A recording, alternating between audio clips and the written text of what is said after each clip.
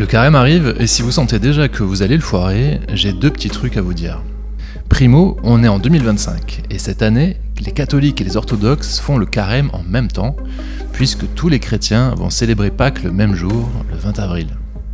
Deuxio, 2025, c'est les 700 ans du premier concile œcuménique qui a réuni tous les évêques du monde pour affirmer notamment que Jésus est Dieu, né de Dieu, lumière, né de la lumière. C'est le fameux symbole de Nicée de 325. Symbole, ça vient du grec symbolon. C'est un objet coupé en deux dont on se servait dans l'Antiquité pour reconnaître un contrat ou une amitié lorsqu'on réunissait les deux parties. Aujourd'hui, ce symbole est une des dernières choses qui unit les catholiques, les protestants, les orthodoxes, qu'ils soient russes, grecs, coptes en Égypte, les Éthiopiens, et j'en passe. Alors, quoi faire pour le carême ? S'il est vrai que les orthodoxes sont connus pour être les plus rigoureux dans l'observance des règles, écoutez ce qu'en dit une des grandes figures spirituelles contemporaines. Aujourd'hui, il est impossible d'imposer totalement les règles de l'Église.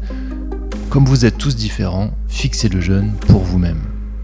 Un des objectifs du carême, c'est de se délivrer de ses dépendances, et notamment celle qui détruit notre vie intérieure aujourd'hui, la captation de notre attention à des fins futiles. Alors, imposez-vous vos propres règles dans ce domaine, mais surtout, donnez du temps à Dieu. Soyez à l'écoute de cette voix intérieure et vous saurez quoi faire. En ce qui me concerne, je vais continuer à peindre et à parler de l'unité de l'Église à travers l'image. On parlera d'ailleurs bientôt de notre histoire commune, le rôle de l'icône dans les premiers siècles du christianisme.